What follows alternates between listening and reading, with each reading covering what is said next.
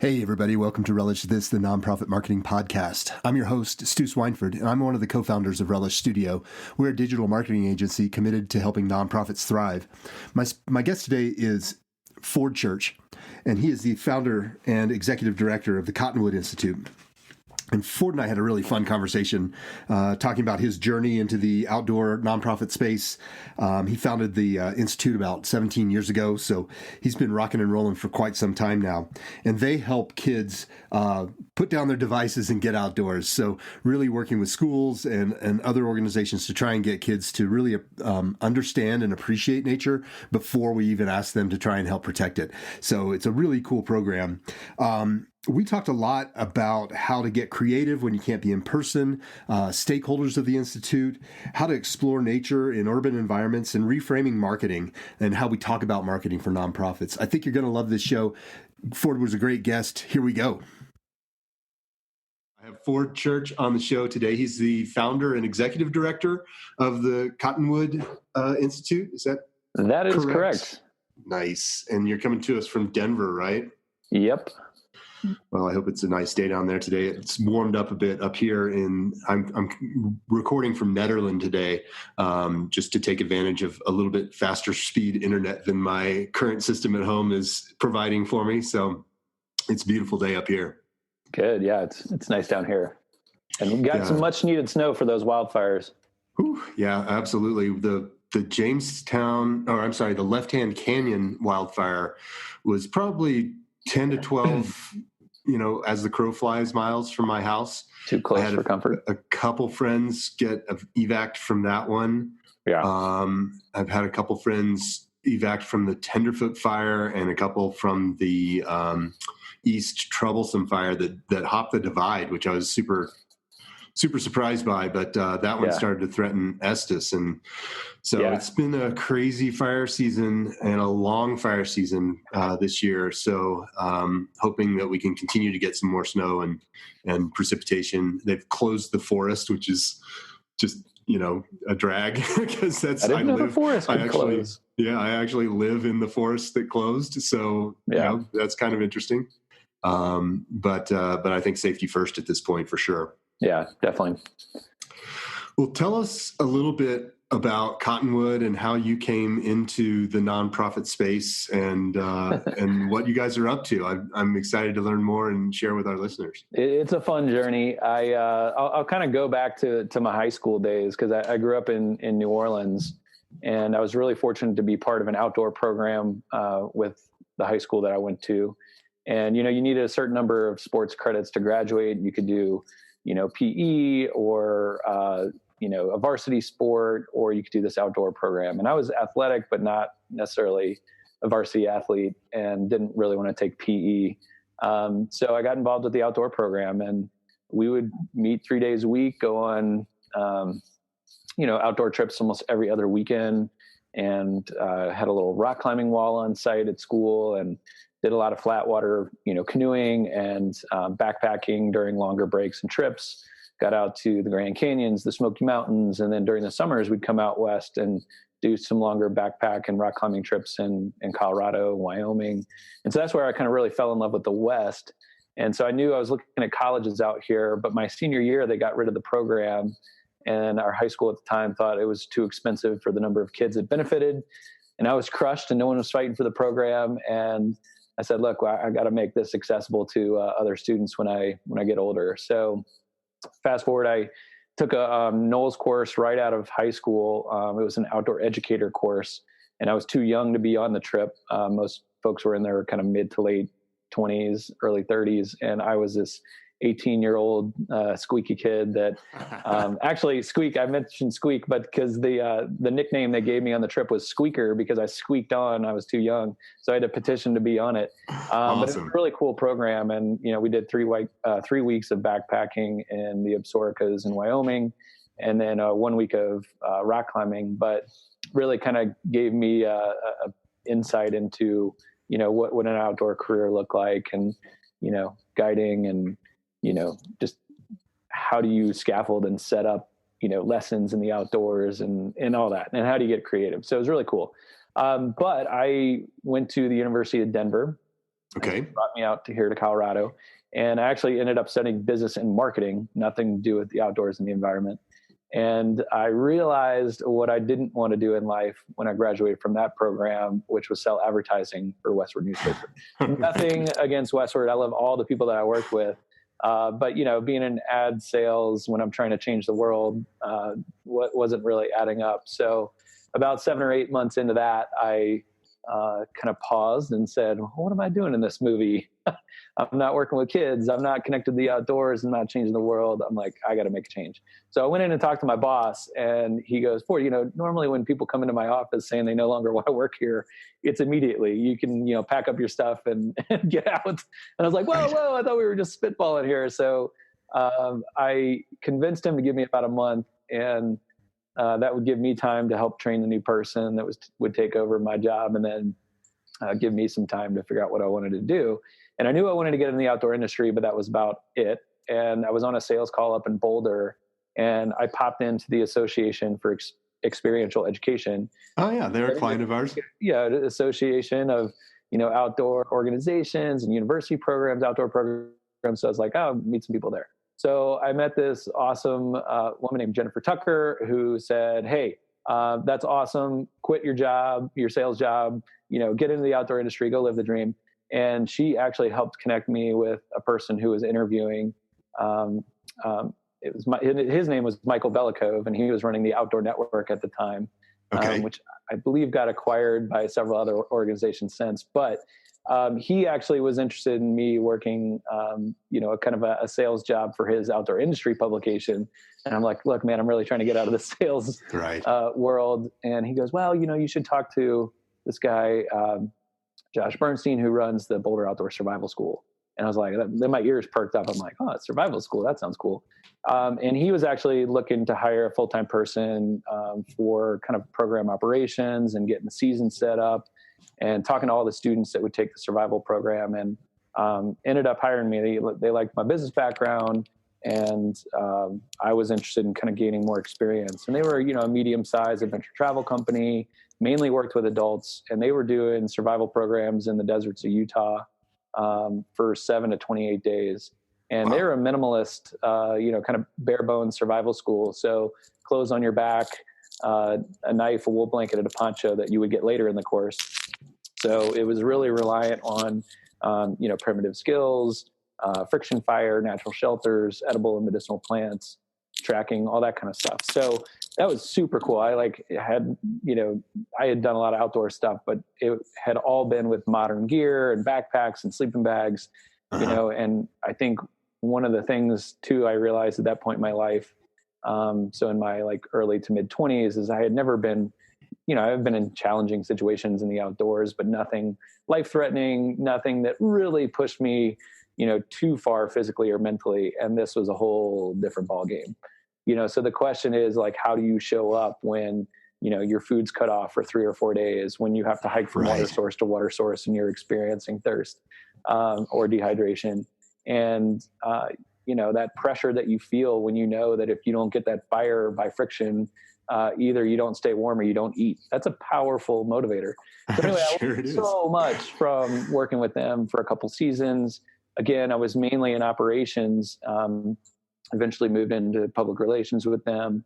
But during the off season, once the season was up and running, I got to come out and spend a lot of time in Utah, where they had a field headquarters, and they're actually all operating out of Utah now. But it was great because I got to get in the field. I got to get on a couple additional. I had to take a course as a student. Then I got to apprentice on some trips, and then got to instruct with them my kind of last season there. So I just learned a ton, just the ins and outs and inner workings, not only operationally and the business side of things, but also in the field. So that was a really cool experience. But after about the third season, just kind of decided to kind of do something else. I wanted to get back to working with high school students, since that's when I got really impacted by this work. They mainly worked with adults, and we just kind of decided to part ways. They weren't interested in, making this successful for high school students. So worked for a couple of environmental ed programs, trying to get my bearings on what I wanted to do next. always had this kind of feeling that I was entrepreneurial and that I wanted to start something someday, just didn't know what that would look like. And that's when I decided to go back to grad school. And I stumbled upon Prescott College because they had a distance master's program where you could really kind of build and tailor the degree to what you wanted to get out of it, which I thought was really appealing. Yeah, that's cool. And I knew, going into it that I wanted to start an outdoor program, but that's about it. And so I really dove deep into the foundations of outdoor education, environmental education, experiential education, service learning. And what came out of that was this class that ended up becoming the core program of Cottonwood Institute, which is called CAP. And CAP at the time stood for Community Adventure Program. But we were really looking at how do you connect middle and high school students to nature and the outdoors before we ask them to care about it. And then how do we take that experience a step further, saying, okay, yeah, we just had this cool experience on hikes and overnight camping trips and, spending time outdoors. What environmental issues are going on in our community, in our school, in our backyard, and what do we want to do about it? So I was really looking at kind of blending environmental education and service learning. Those are kind of the educational buzzwords. Mm-hmm. And merging those things with the outdoor skills and just like the basic skills that people need to have to enjoy the outdoors. So that's what kind of came out of the grad program. And I found this school in Boulder, which is an alternative public school called New Vista High School. And that was October of 2003. I convinced the principal at the time that, I just had this cool idea and I just wanted to pilot it. And I thought she was going to go tell me to take a hike. But instead, she's like, well, this is interesting. She's like, why don't you come over to my house and we'll sip some iced tea in my backyard and you can tell me more about this program. And I was like, what principal has time for that? She didn't really know me from some yo-yo off the street. And she really gave me a chance. So I really appreciated her. Her name is Rona Walensky. She's not the principal there anymore, but really gave me my first break into all of this. So I had a space to, she basically said, if I can get 10 students to sign up, she would run the program. And it was basically an elective class during the school day for high school credit. And I was like, this is great. So really kind of gave me the freedom and flexibility to design the curriculum. And I had a framework for it, but I needed to really pull all the lessons and activities together in this kind of tight 9 to 10 week quarter because they're in a quarter system. So again, that was October 2003. I think we got 15 students to sign up that first quarter, and we've been offering it at New Vista every year since 2003. That's great. So that was kind of the first part of it. So that was the pilot phase, right? So then that next year I was like, well, I really do think there is a business idea here. I think this could be a nonprofit, could be a for-profit. Wasn't quite sure. Talked to a lot of different people in the for-profit and nonprofit sectors just to get their advice and opinions, and anyone who'd have coffee with me. I was trying to set up a bunch of meetings, and the takeaway from all meetings was don't start a nonprofit. I was like, wait, what? I thought it was going to tell me to go live the dream and, just go for it. And they said, look, there's too many nonprofits. Fundraising is really challenging. There are easier paths, all this stuff. And the big takeaway from all those initial meetings was collaborate. Go find an existing organization where you can pilot this idea, grow it, and then decide whether or not it makes sense to spin off as your own organization. And so I did. I made a list of probably 10, 12, 15 organizations in Boulder at the time that I thought, would add value to their programming and not compete or replace anything. And I got no's all around when I reached out to people. One, they didn't know who I was. I had no track record.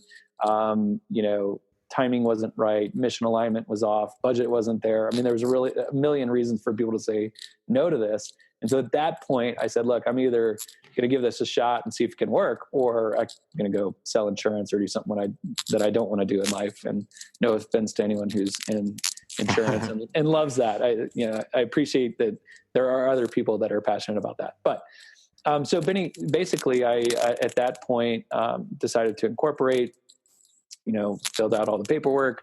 I was actually on a hike outside of Boulder trying to figure out what to name this entity. And I took a break in this grove of cottonwood trees, and I saw the leaf, and I was like, that's a really kind of a brandable image. I'm like, I think I could work with this. And I knew there was an Aspen Institute, but I didn't know if there was a Cottonwood Institute. So I got back to my little home office and was Googling around, and Cottonwood Institute was not taken. So I jumped on it, got the website address, filed the articles of incorporation, and then started going through the process of the 501c3 application. And everyone told me early on, they're like, oh, it's expensive. You're going to have to hire lawyers and CPAs and all this stuff to get it set up. And I was like, okay. Or I just kind of, walked down to Boulder Public Library and I found this book called How to Apply for the 501c3 application. Awesome. And I literally followed it step by step and submitted it. And within about a month and a half, we got our designation, which I had heard could take up to a year. So I don't know if I lucked out. The timing was right. They slow on applications that day or whatever. But we got our 501c3 status. So we were a legit nonprofit. So I think that first year, it was September. So it was the end of the calendar year. I think I had raised $1,200 from friends, family, and fools, as they say. And I think that was enough to buy like a printer that I needed and, apply for the 501c3 application. It was like $500 or something.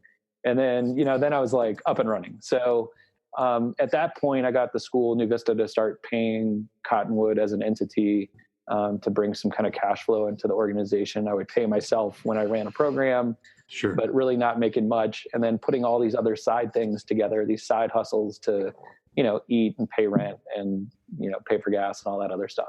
Right. So, there got to be this point where I was spending all this time trying to put the side projects together that I should have been, spending time putting that into, building the company. But, at some point there was this like breaking point. I'm like, I either need to go for this or not. So I decided to cut everything else off, all the side contracts, and just go all in. And, I don't know if it's, serendipity or superstition or whatever you want to call it. But I had a good friend from high school that I kept in touch with over the years. And, he had been following what we were doing and would make donations here and there. Nothing, major or significant. And he gave me a call, a heads up, like a couple weeks before the end of the year. And this is probably year 2 or 3 into it. And he said, look, my wife and I are going to make a donation. We're trying to figure it out, but just expect something at the end of the year. So that's all he said. And I was like, all right. So no major expectations. And at the end of the year, I, kind of went to the post office and I had this certified, letter that I had to sign for. And I was like, oh man, what is this? I'm like, am I getting audited? I'm like, I don't know. We're still trying to figure this out. Anyway, I get back to my office and I open it up and it was from my buddy. And he basically had gifted shares of this stock that were worth about $40,000. Oh, wow. I was like, whoa. I was like, that is ridiculous. I'm like, I had heard of things like that happening, but to have that happen to me, and that was like money that literally fell out of the sky, and we liquidated that immediately. And that was kind of, some initial funding to get going. About amazing. A week after that, I got another envelope that I had to sign for. And I'm like, what is this? Is this a joke? And I open it again, and it was another gift of stock from another officer in that same company who gifted Cottonwood another $40,000. So in 2 weeks, we had $80,000 that showed up literally out of the sky. And I was like, what is the back? Like, why are y'all doing this? They're like, well, look, we were, officers of this company, and the company was worth nothing, but they were paying us in stock. And basically, overnight, it went from pennies a share to about $10 a share. I think he had over like 100,000 shares or something of the stock. So I was like, what? So they needed a tax write-off. And, his buddy was trying to make actually a donation to his church. And the church didn't know what to do with the stock donation. It took forever to get back to him. And he's like, look, we need to make this happen before the end of the year. Asked my buddy what he did. And he told him about Cottonwood and me. And he's like, that sounds great. So he didn't even call me. He didn't say, what are you going to do with this money? He just transferred this. That's amazing. So that was crazy. So that really got us up and running. And that at that point, I was able to draw a small salary and then really start kind of building the company. And then 2006, I got married. My wife works for Children's Hospital, and she didn't want to commute from Boulder they were moving the campus to Aurora. And I don't blame her. That drive every day would be terrible. I know people do it. Bless y'all out there. But, so we decided to move back to Denver. And, so when I moved back to Denver, I just kind of started to look at schools where we could replicate the idea, replicate what we had done up in Boulder. And that's where we really kind of just start to get some legs. And so fast forward now, 16, 17 years later, we still have a footprint in Boulder County. We run programs in Longmont, city of Boulder, and Lafayette. And then also in West Denver, we've done programming in Northeast Denver, and we're working in Aurora. So I always joke with folks that our plan for global domination is very sloth-like. We have slowly migrated east after 16, 17 years. We've made it to Aurora. That's about as far east as we've gotten. But right. So. Well, that's great. I mean, that's such a really compelling story. I just love the idea that you came out of New Orleans with with this, and I mean, that's just fantastic that they have that kind of a program, or had that kind of a program at your high school in New Orleans. I mean, that sounds amazing.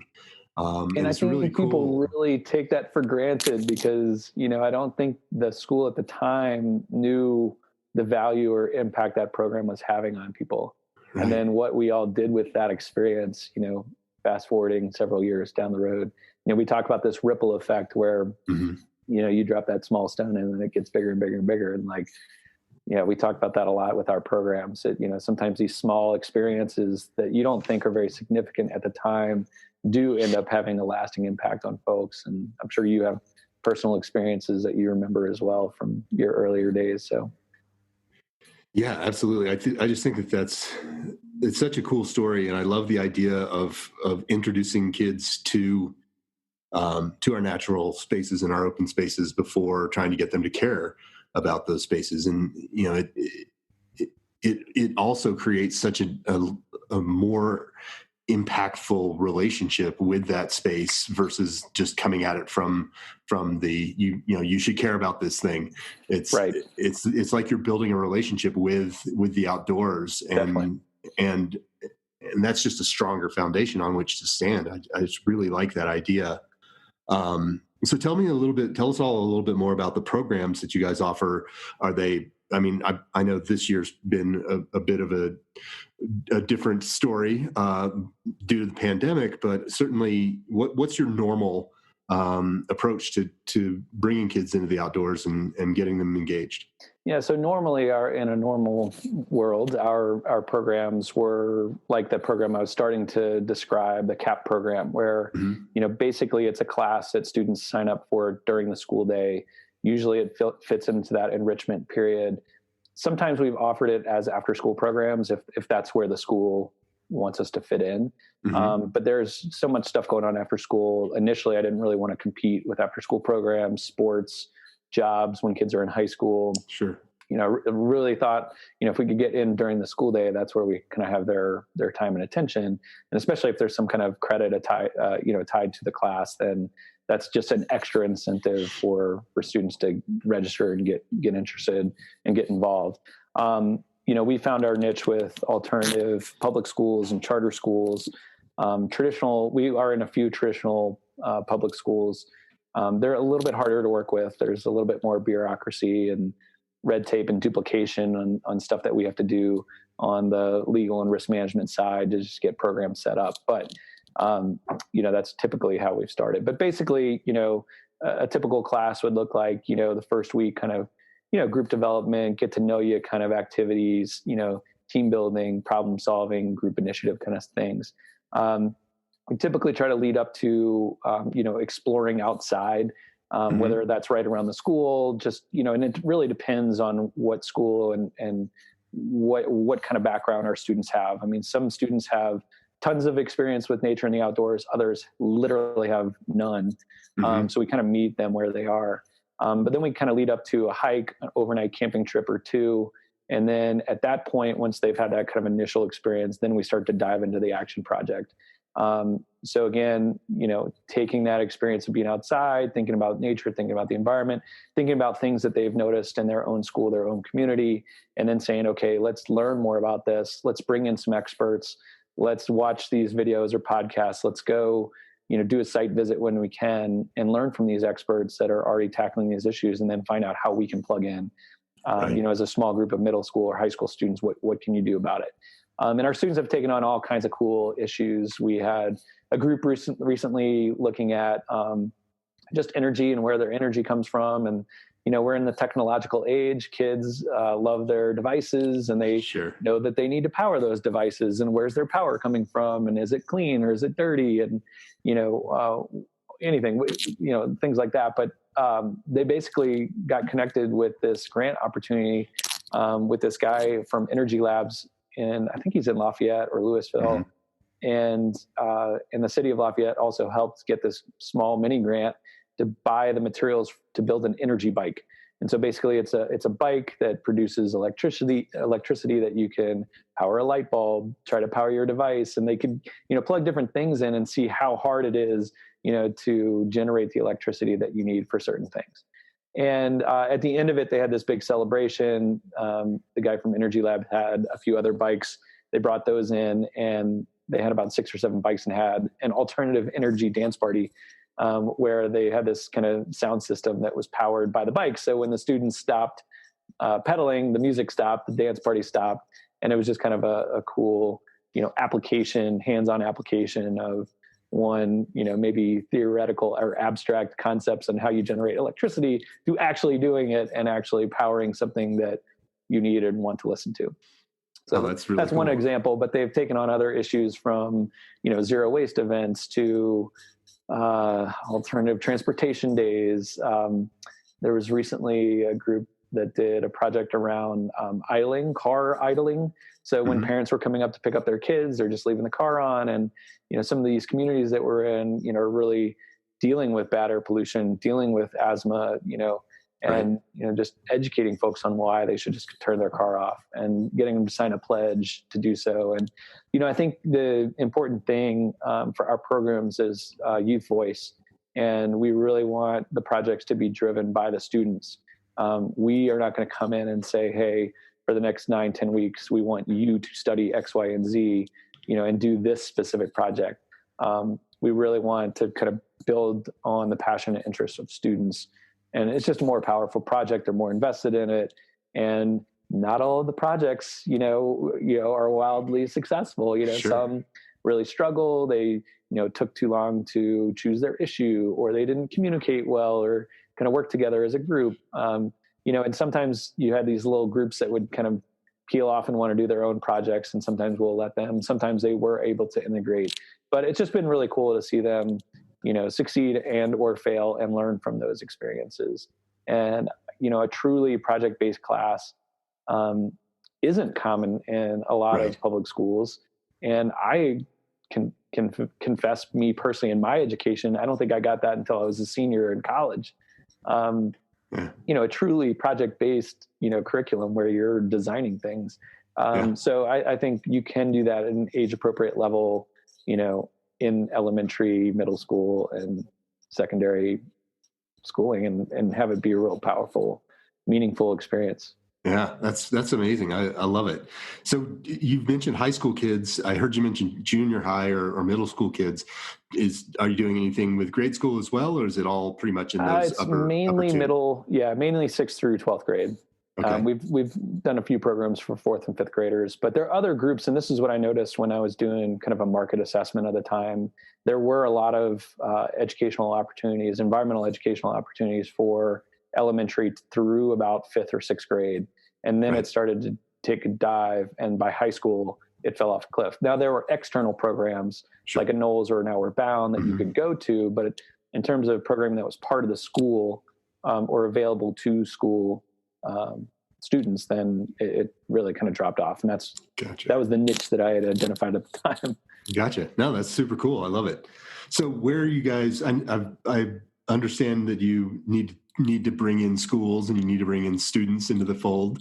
So those are probably kind of two different constituents or stakeholders that you need to talk to. Mm-hmm. And then obviously donors, that's a third.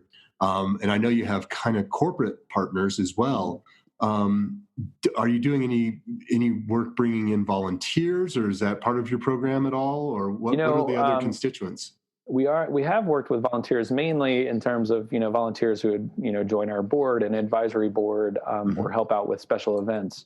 And that was always a thing I was trying to figure out, because, I knew that I was turning away volunteers, because a lot of people they like what we do. they want to come out and volunteer in the field and come on a hike or a camping trip. And working with miners and dealing with volunteers is a whole other world. And we're a smaller organization. Volunteer management is very difficult and very challenging. With miners, we got to do background checks on everyone. Then what happens if they don't show up and you're counting on them to show up? And so we've always hired professional instructors and teachers who, have the background and skills. We pay them, they're employees. And that's how we could kind of help maintain quality. And I know there's other groups that do depend on volunteers and do a great job. As a smaller organization, that was just kind of a decision we made early on. But at the same time, I know that volunteers can turn into donors. Sure, and I knew that by turning away a volunteer that wants to volunteer in our programs, that I'm, turning away a potential donor. So recently, I would say that we've been offering more volunteer projects for adults that want to get involved, mainly in partnership and collaboration with our partners at Revision and Lifespan Local in the Westwood community in Denver.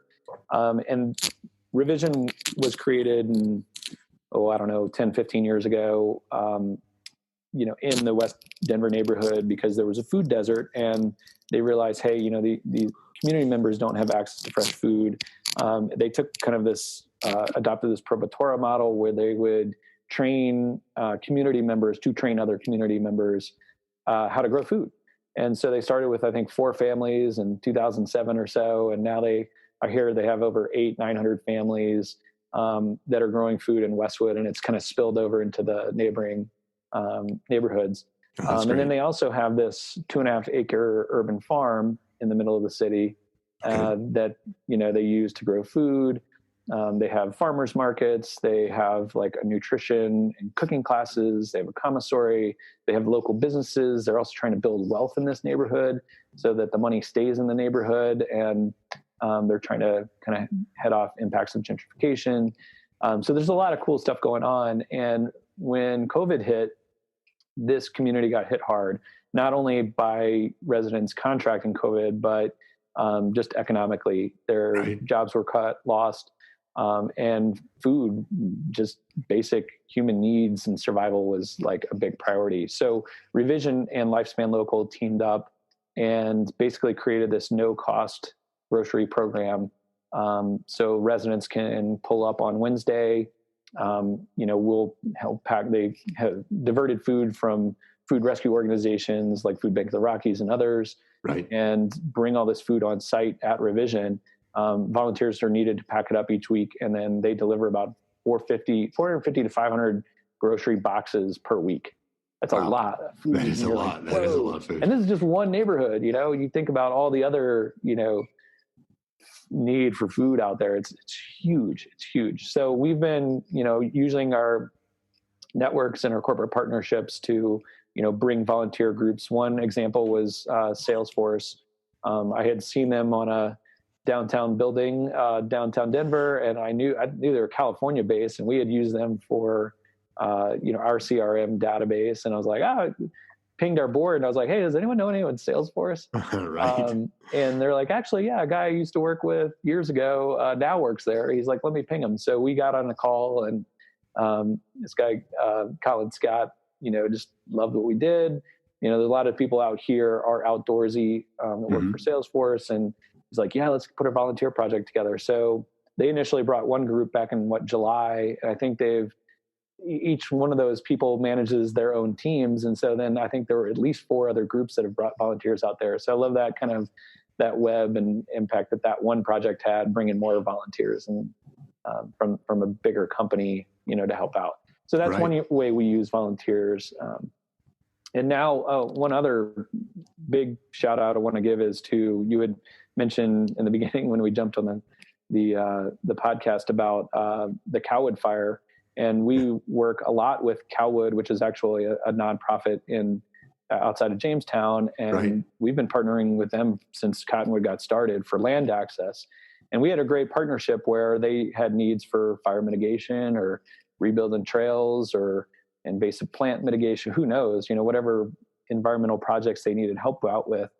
We had this great relationship where they would, basically let us camp out and use this as an educational lab for our program. We would give meaningful service work back to them. And it was just a great, mutually beneficial partnership.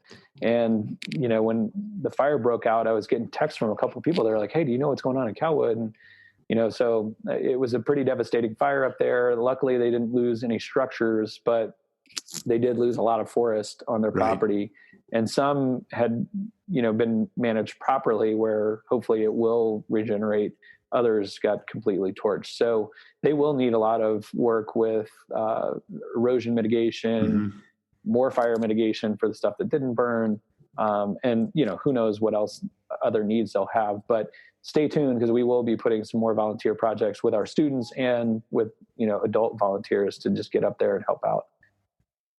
Well, that's great. I would, love for you to keep us posted on that for sure. Certainly try to get the word out as any way that we can. The fires are going to have a longer term impact for sure as soils get disrupted, just because there's no longer vegetation, et cetera. So there's a lot of things that can be put together to help out there. And so I know that people are always looking for good projects to work on. Thanks for mentioning that. So where are you guys hoping to go here as we close out 2020 and move into the new year? What are your goals for the remainder of the year? I'm sure I can give you a glimpse on how we had to pivot, and we had to because we had school programs going on in March, and then all of a sudden early March we got that word that hey, schools are shutting down, no more in-person programming. Right. They didn't cut our program, but they said, can you move online? And we're like, we're trying to get kids off of screens. Right. So now we got to get them on to get them out. I'm like, this is weird. So, we did our best. I think early on we used our quarantine time to really improve our curriculum. We had lesson plans and activities that have been built by a variety of different people, starting with me, but then all the people that taught after me, we're adding their own spin on things, which is really cool, but it was just all over the place. And so we really wanted to distill, what are the really key core activities that we do as Cottonwood, and really kind of pull those into really succinct, clear lesson plans and with goals and objectives and materials and all that stuff. So that was kind of step one. And then we decided, hey, with people stuck at home, we've got to get them off these screens. We've got to get them outside. We can't always give that direct instruction. So we will look through all those lessons saying, what are some lessons that either a parent could facilitate with their child or that they could just read and do on their own. So we came up with this Explore Outside handbook, and we created these Thrival kits, which are these little mini kits that had all the supplies, little materials, little things that they would need for each of those lessons and activities, so they could just do it on their own, do it with a sibling, or do it with their family. So we put about 150 of those kits together so far, and we have plans to do more moving into the future. And we piloted this kind of first summer program where, we're like, okay, school just wrapped up, but now summer camps are getting, canceled. So what could we put together that would be helpful? So we had this Explore Outside program that was online via Zoom, but we would kind of introduce an activity, take a break, go out, do the activity in wherever natural space that they could find, whether it was front yard, backyard, nearby park, then come back and report about what happened. Right. So we learned a couple things through that.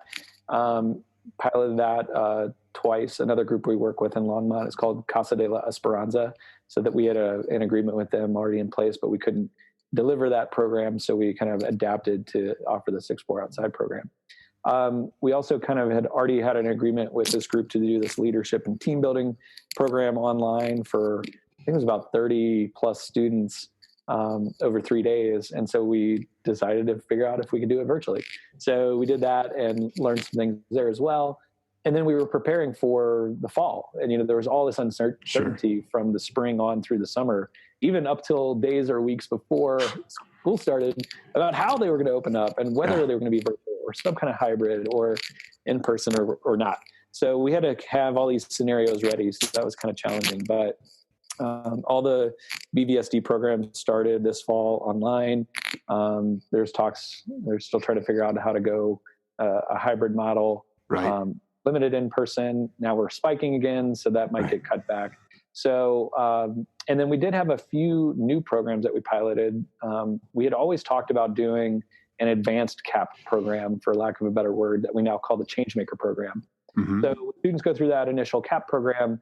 We've had high school students take it 2-3 times, but eventually they need other credits to graduate, so they can only take it a certain amount of time. And each action project is different, and you have a different group of students, and the skills are different depending on the season that you take the class. But we always talked about having this kind of advanced model where they could go deeper into the outdoor skills, maybe do longer trips instead of weekend overnight trips, and also going deeper with what it means to be a leader, problem solver, and a change maker.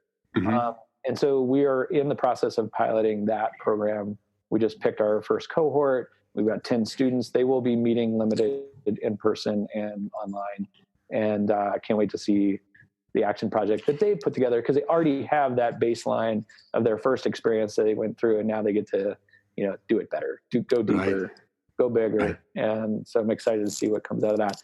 They'll also get gear out of that program, and we're trying to get their wilderness first aid certification so that they have kind of some of the skills that they'll need to go do this if they want to, apprentice with us, become an intern, instructor with us, or get hired on by other organizations. That's one project. That's great. It's new. And then the other is this youth stewardship internship program. This is actually a program through wildland restoration volunteers in Boulder, and they do a lot of stewardship projects in the outdoors. And we've partnered with them when our students would take on certain action projects, whatever it may be. If they had a project going on, they could kind of plug in with them, and they would provide all the supplies we needed for, the project, whether it was planting trees or who knows what. But so they had the skills to do that, but they were like, how can we make this a little bit more fun and engaging? So they reached out to us to partner. And so one of our Cottonwood instructors is kind of involved with kind of co-leading this program to do some of that environmental awareness, nature awareness, games, activities, just so it's not the whole day is not all work. So, and part of that, they're also going to get a wilderness first aid certification. They're going to get, I think it's a trail crew certification. Okay. And so again, building on those skills to go do this for a living. That program, those students are getting paid like an internship stipend to do. Right. And that was funded with a partnership with Thor Nature Experience in Boulder, and then also Great Outdoors, Colorado. Okay. So again, I think in the pandemic, we're trying to look at we're stronger when we all work together. And if we all try to work in isolation, we're all going to get pummeled. So no offense, but and if we sit there just waiting for normal to come back, we're also going to get pummeled. So I think we've been really kind of active in trying to innovate some new programs. I think the other big thing we did earlier in the pandemic and over the summer was really reaching out to our community partners in Longmont, Lafayette, West Denver, Aurora. How have your needs changed? What's going on? How can we be helpful? And we knew that, they're all overwhelmed and in crisis mode too. But we did hear back from a lot of folks. And from the student side, students are feeling isolated and alone. They're spending a ton of time indoors. They're mainly stuck on screens all day, even throughout the summer. And, they are craving community. And I think that's the big need and impact that we can offer, is that, we have these fun and engaging programs, whether it's online or in person or hybrid. We can build a cool community. We can get to know each other better. We can support each other, and we can learn these skills and do something to make a positive difference in the world. I think, they're craving, purpose. What is the purpose through all this? How do we come out of this stronger? And we have this outlet to be able to do that. Well, it sounds like you guys are doing a lot of really great things. I love the idea of creating physical, tangible materials that kids can take and go explore, because, even in urban settings, we all really do live in nature. It may be a weird concrete nature, but there's nature everywhere. There's nature everywhere. I took a class with Brigitte Mars many, many years ago that was all about finding medicinals and edibles in an urban environment. And we, and granted, we were in Boulder, which has a lot more green space than many cities, but, we walked around and found all sorts of stuff just in ditches and growing over there. And in that That's field cool. that, it was like mint, and there's an apple tree, and there's, this medicinal herb. And so, and then also getting down into that micro level. So I don't know what was in your kits, but I know that my nephew at one point was really into bugs.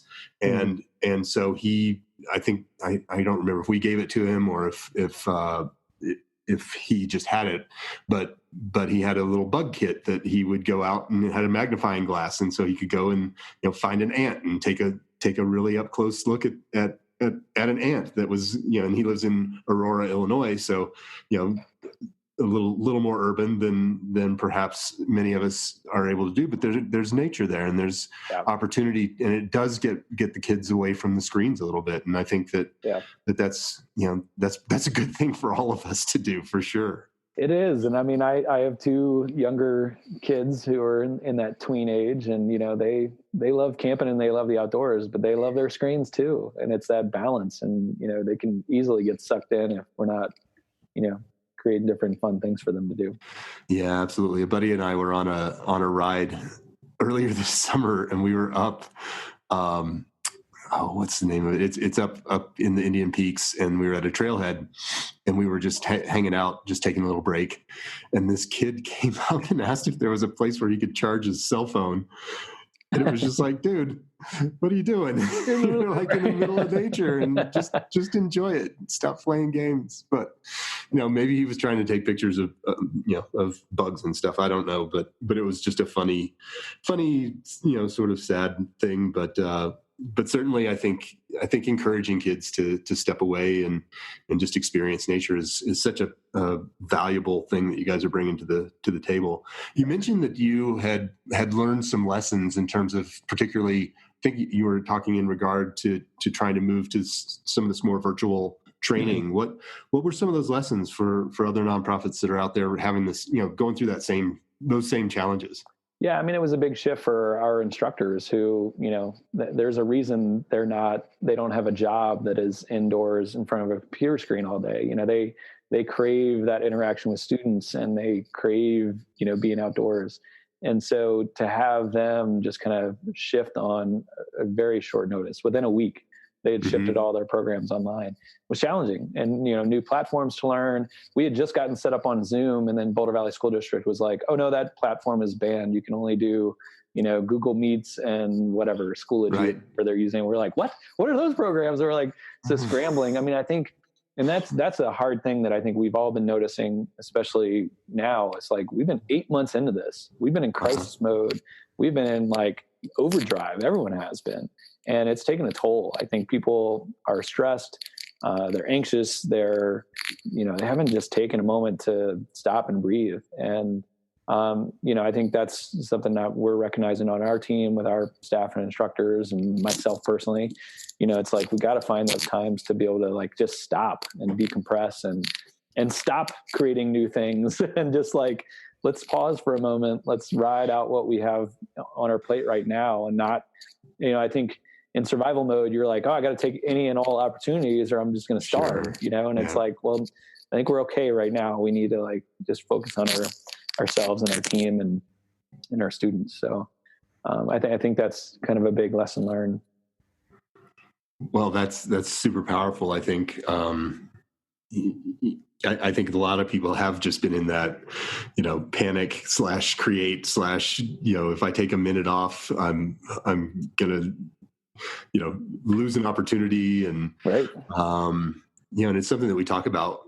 It's a little like the idea of taking money out of the hands of your stakeholders from a nonprofit standpoint. It's like, well, every dollar needs to go toward this thing. And instead it's like, well, not every minute needs to go toward this mission or this deal. We can take a breath and make sure that we have taken care of ourselves and because if we can't work or can't produce or can't do the thing that we are trying to do for people, then it's, it's just not going to get done. And so, there's a lot of self-care component there as well. Definitely. For sure.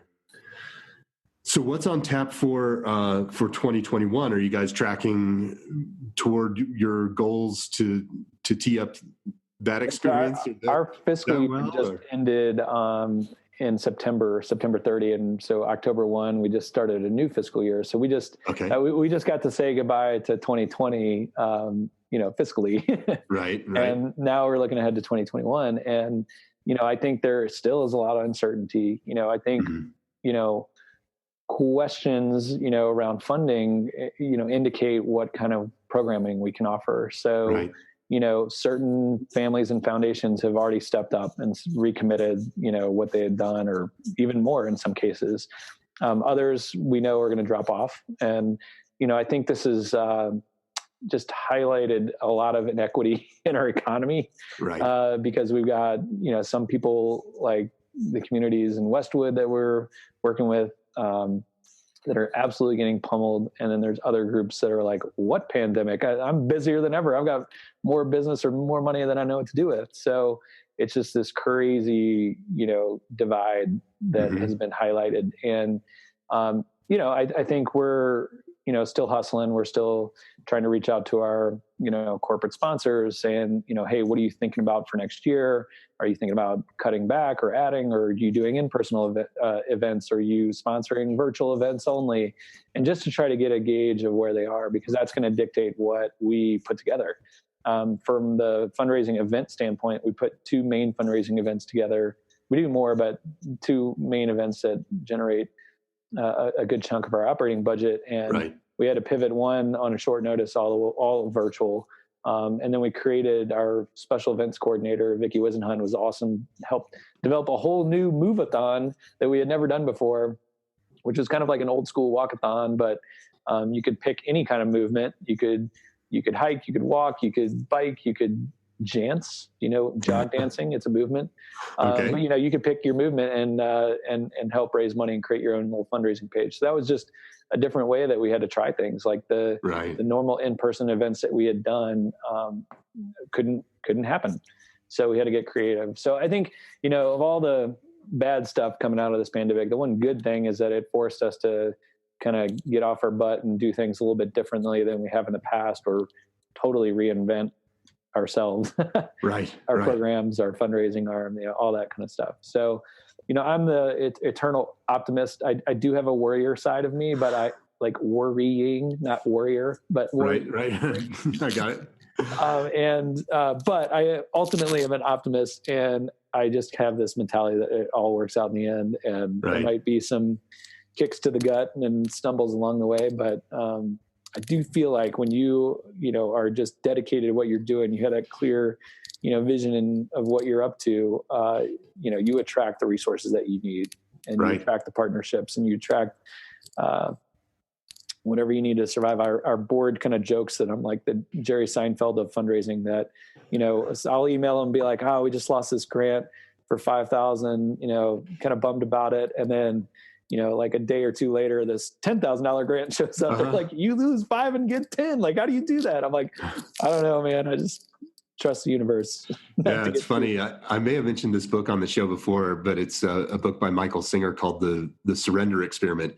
And in that book, he talks about how, and this is just his own personal experience, and certainly could be a little cherry picked, but he just talks about how, every time he needed something, it would just show up. And if he needed like a person to do this, someone would call him that day and be like, oh, I do this. Do you need any help? It's like, okay. And then if he needed, $63,000 to buy some piece of property that he wanted to tie into this compound that he was, creating, a $63,000 check just showed up out of the blue. And like, exactly the same amount of money that he was looking for, kind of coincidental stuff. And I think that the idea there is, you just put yourself out there, and you expect good things to happen, and you pay attention, and you create this openness and this ability to accept, and people well, even respond, us meeting and connecting here. I mean, one of our needs is, sharing our story and having more people hear about us and know what we're up to. We've been around for 16 years, and someone told me that if you say you're the best kept secret in the nonprofit world, you are doing a terrible job with branding and marketing. Absolutely. The best kept secret. What? That doesn't. So, that's not great branding for sure. Yeah. Well, it's true, and I think that one thing I heard you say is just going out and asking, and I think that that's a thing that people have a hard time with a lot of the time, is just asking for the thing that you want, and making sure that you're going out to donors and sponsors and partners and just saying, hey, this is what we'd like, and how are you going to be able to help support that effort this year? One of the things we have heard a lot, particularly this year during all of this crisis, is that smaller outdoor industry sponsors in certain sectors they're having a little bit of a hard time, but a lot of the big guys like North Face and people like that are crushing it. The Scarpas and just those big players are actually having a really good years. And so going out to those guys and saying, hey, can you help out a little bit, is really effective, particularly if you can just, get past the ego thing that keeps us from asking for help. And so, I think there is a lot of opportunity out there, and I love how passionate you are and how positive you are about the future and everything that you're doing. So where can people find you? Definitely on our website, cottonwoodinstitute.org. We're also pretty active on social media. We've got a Facebook page, Instagram page. Not as active on Twitter. I still can't figure Twitter out, but well, I think you need to go where your audience is going to be, and Twitter may not be the right place for you. And then LinkedIn, really we have a good presence on LinkedIn as well. Well, that's great.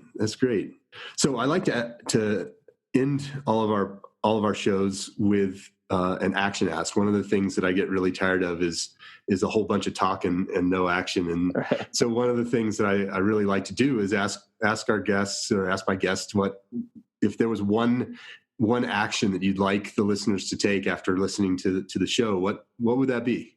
Well, I mean, of course we all need donations. So, the first ask would be go to cottonwoodinstitute.org/donate. And that'll get you to our donation page. And there's a lot of different ways to give, not just monetarily, but the other thing is I literally just wrote today our State of the Union blog. So we are less than a week away from the presidential election, and in 2020, depending on when this podcast airs. And, just it was a great time, and it's not a political post.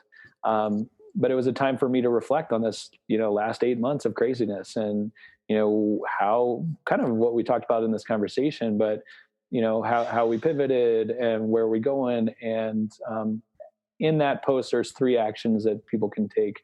So I'd encourage you to go to cottonwoodinstitute.org/blog, and that'll get you our State of the Union for 2020. Well, I appreciate that. And this will air after the election. So all right. if knowing that, is there anything else you'd like for people to do? We're a big supporter of voting in every time you have the opportunity. So I'm sure that blog post will be evergreen. But for is sure. there anything else that you'd like? Yeah, the big things coming up for our end of the year. We're big. We've been a part of Colorado Gives Day from its inception, and it's a big giving kind of time period if folks are not familiar with it. But basically, it's a way for people to support nonprofits like Cottonwood from November 1st through December 8th. And they can go online to cottonwoodinstitute.org/donate. That'll get you a link to our Colorado Gives page.